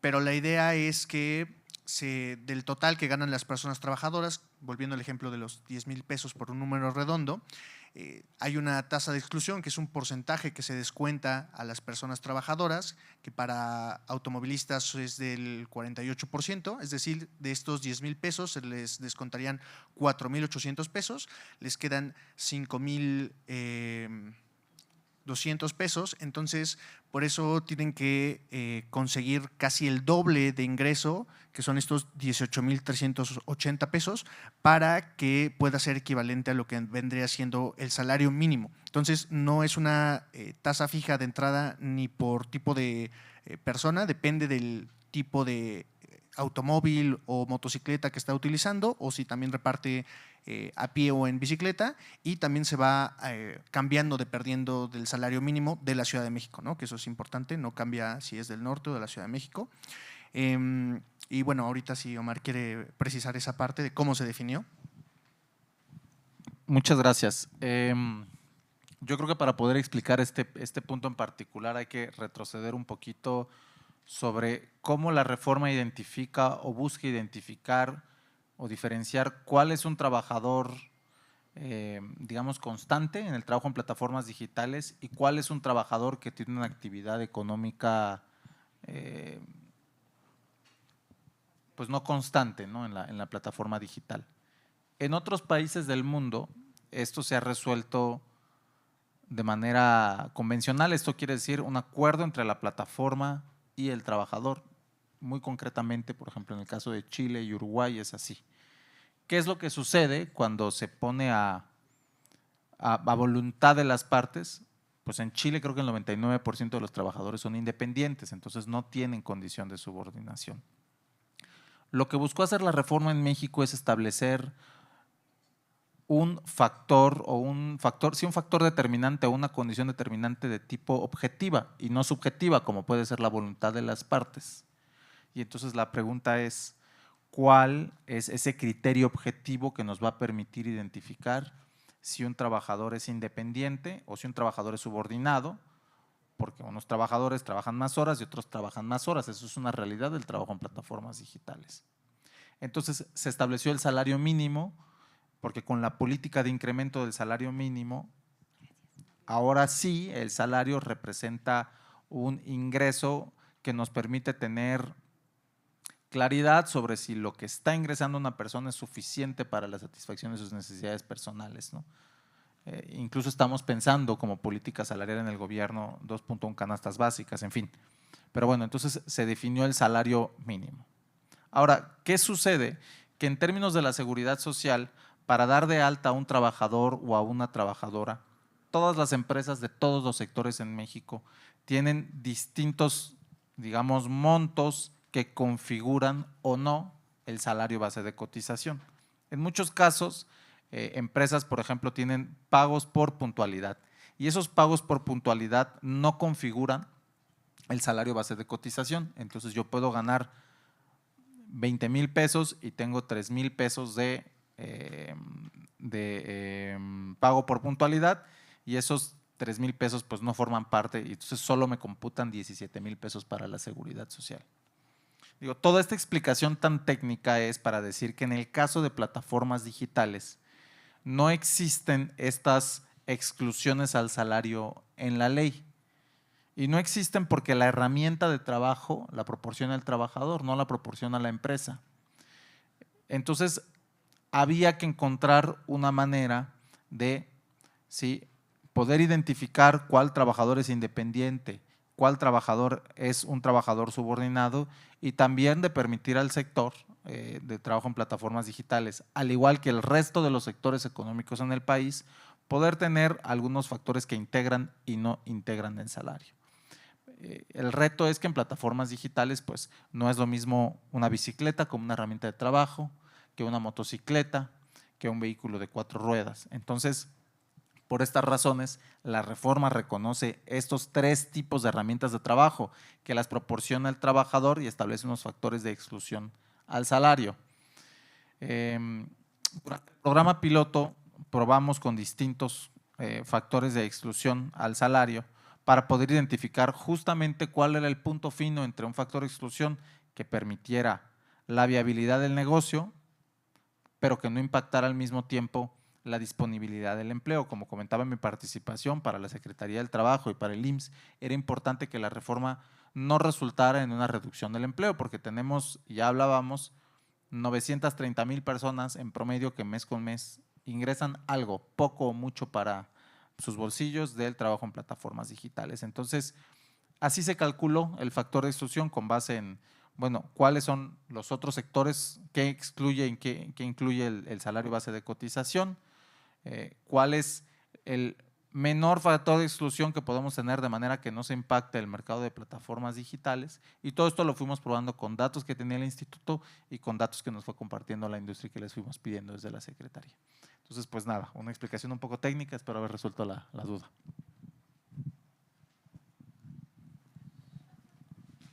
Y en cuanto a las tasas que nos cobran, pues eso es precisamente lo que pedimos que se nos explique, cómo nos hacen estos descuentos. Le doy un ejemplo rápido. En el 2019 el arranque de un viaje cortito de entre 5 y 10 minutos era de 29 pesos.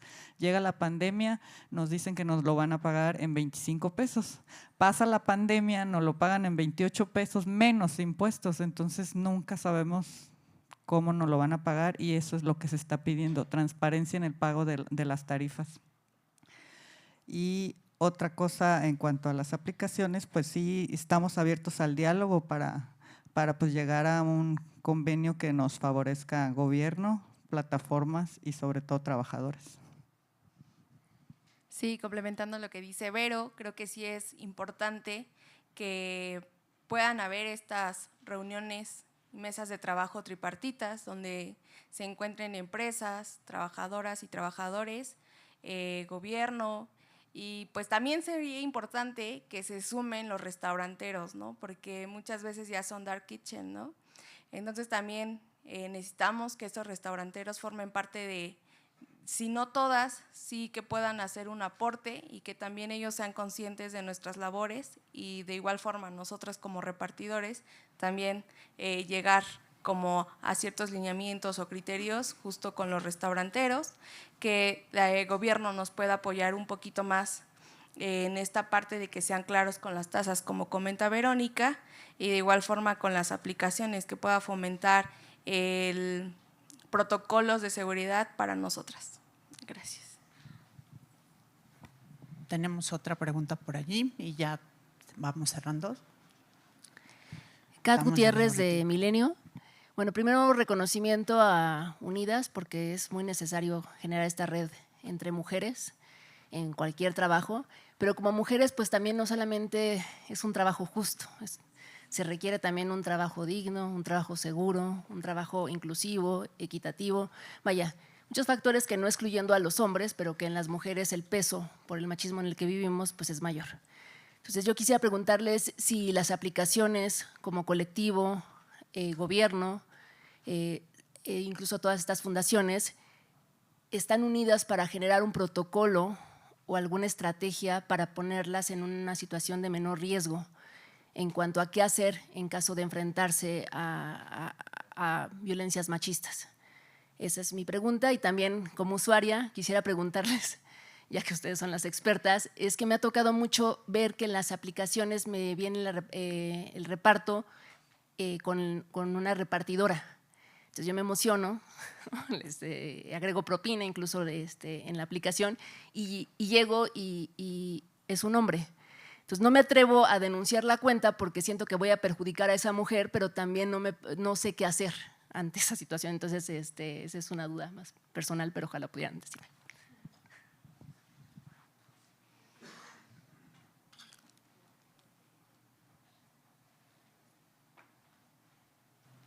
Sí, sabemos que existen estas particularidades donde hacen mal uso de las cuentas, y justo el ahora que ya se dio la reforma laboral creo que ha ayudado mucho a que se puedan desactivar o no estas cuentas falsas, ¿no? Partiendo porque como ya se da la seguridad social, entonces ya es muy difícil que alguien preste su cuenta, ¿no? Entonces creo que eso va a disminuir gracias a esto. Y ahorita mi compañera Vero les va a responder la siguiente pregunta. ¿Conviene reportarlo? Yo sugiero que mejor lo reporten, porque de igual forma muchas veces hemos sufrido asaltos y puede que en ese se haya ido el teléfono abierto, que muchas veces pasa porque pues no lo bloqueas en el momento. Entonces puede pasar que estén haciendo mal uso de tu cuenta. Entonces sí es preferible reportar. Y en cuanto a los protocolos de seguridad, yo creo que debe de haber cooperación tripartita, porque nosotros como colectivas tenemos protocolos que nos han funcionado y que pudiéramos ayudar a las plataformas a que ellos también los implementen en el algoritmo. No sé si eso resuelve tu duda. ¿Ustedes ya como colectivo tienen el protocolo en alguna unión, grupo de WhatsApp? ¿Qué pasa en caso de que estén? Bueno, por seguridad tratamos de no darlo a conocer al público en general, pero sí tenemos protocolos con diferentes mecanismos que usamos para protegernos. Uno de ellos, le puedo decir, ubicación en tiempo real. Son algunos de los que manejamos, pero que sí nos han funcionado. Algunas veces es inevitable llegar con un compañero o compañera que sufrió una violencia, justo por eso, porque muchas de las violencias son robos por celular. Entonces, esa sí sería como algo que nos gustaría implementar, que las aplicaciones reciban llamadas de otros teléfonos, porque no puedes bloquear al momento de la cuenta, no puedes reportar al momento tu cuenta si sufriste una violencia, porque como no tienen registrado tu teléfono, te dicen, no, es que no puedes accesar a reportarlo porque no es tu número registrado en la cuenta. Pero ¿cómo vas a reportarlo si te acaban de robar el celular? O sea, sí hay protocolos que necesitamos que mejoren y que pueden ser más viables o más seguros para nosotros como conductoras o usuarios si trabajamos en conjunto. También en conjunto con Unidas queremos tratar de implementar buenas ideas, aportaciones que hace la colega, de implementar estos puntos violeta a todas las ciudades. Creo que eso es importante, también tener como aliados a estos restauranteros que nos puedan apoyar, hacerles el llamado igual a las aplicaciones que nos ayuden a darles estas pláticas. Pues también es importante que ellos estén capacitados y se van a implementar estos puntos violeta, que también sepan cómo accionar en caso de alguna emergencia o percance cuando llegue alguna compañera en alguna situación de riesgo, que nos puedan apoyar, brindar ese apoyo y sentirnos un poco cobijadas y arropadas ante estas inseguridades. Pues la última pregunta y ya vamos a las conclusiones. Solo una perdóname, precisión Marilyn. para sumar a los comentarios que nos hacen Vero y Frida. platicarles que de manera conjunta con las colectivas y en algunos grupos focales que tuvimos con organizaciones de sociedad civil, algunas autoridades de Ciudad de México como la Secretaría del Trabajo y Fomento al Empleo, COPRED, entre otras, estamos desarrollando una guía de estándares mínimos de atención a la violencia basada en género. Esta guía parte de la pues de estos testimonios de las compañeras, incluso por acá quienes están interviniendo han participado en los encuentros y pues va a tener salida pública pronto. Es un esfuerzo, como les decía, pues encabezado por todas las que estamos por acá. Y la intención es que sean rutas tanto en las que se consideran a las empresas, a los establecimientos, a las autoridades y a las personas usuarias.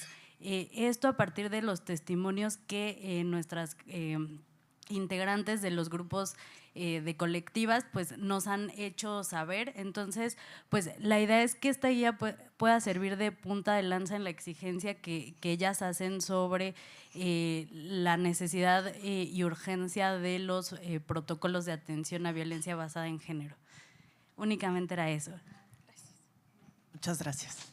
Gracias. Muy buenas tardes a todas y a todos. Acá Alejandro Zuno, de la Secretaría de Trabajo y Fomento al Empleo de la Ciudad de México.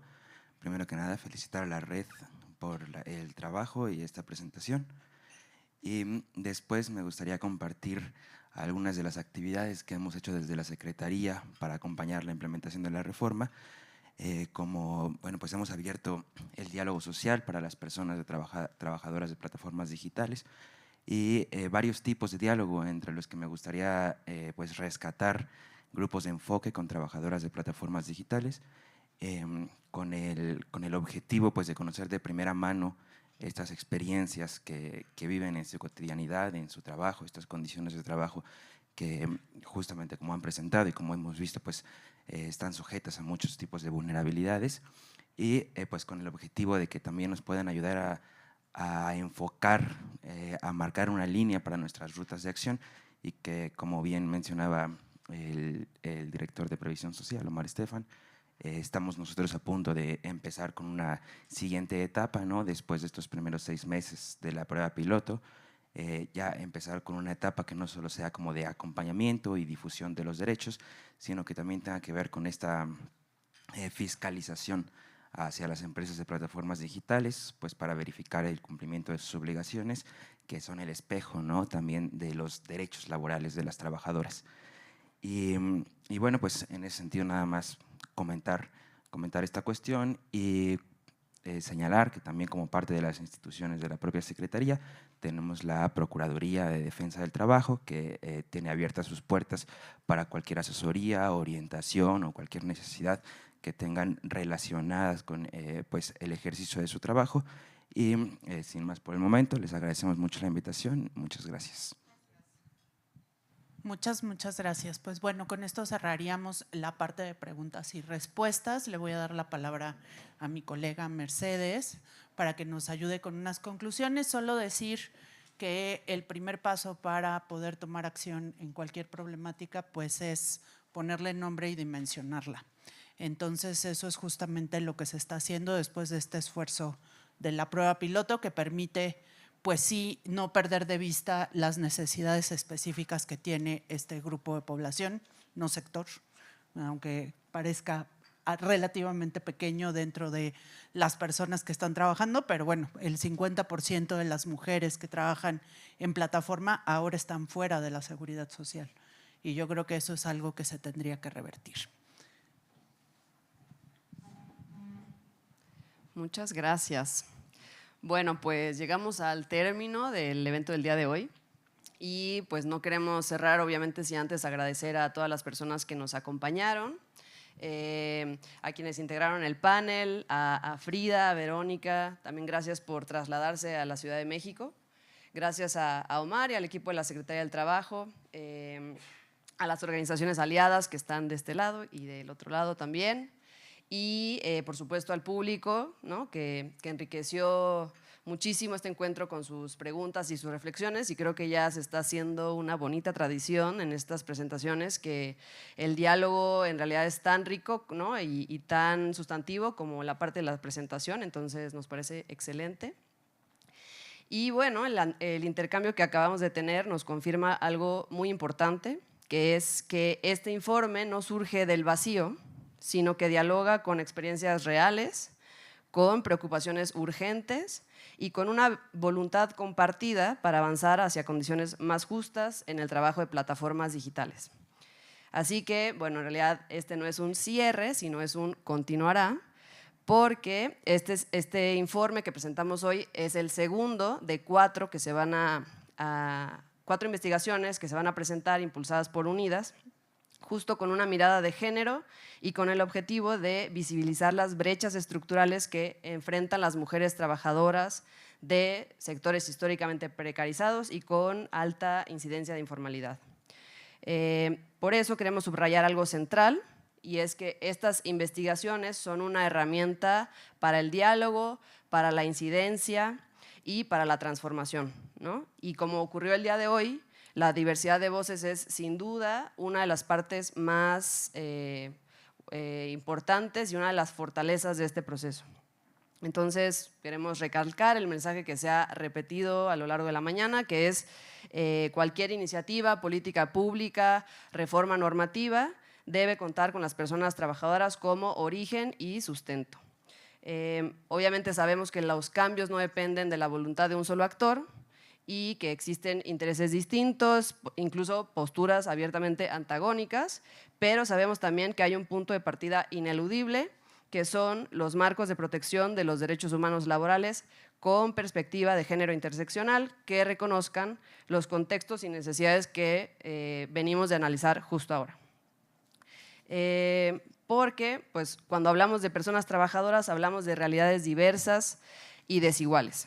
Y en este proyecto, en Unidas, hablamos en particular de las mujeres, ¿no? Mujeres que, como vimos, enfrentan brechas de ingresos, riesgos de violencias elevados, desprotección de necesidades específicas y que además cargan de manera desproporcionada con las responsabilidades de cuidado.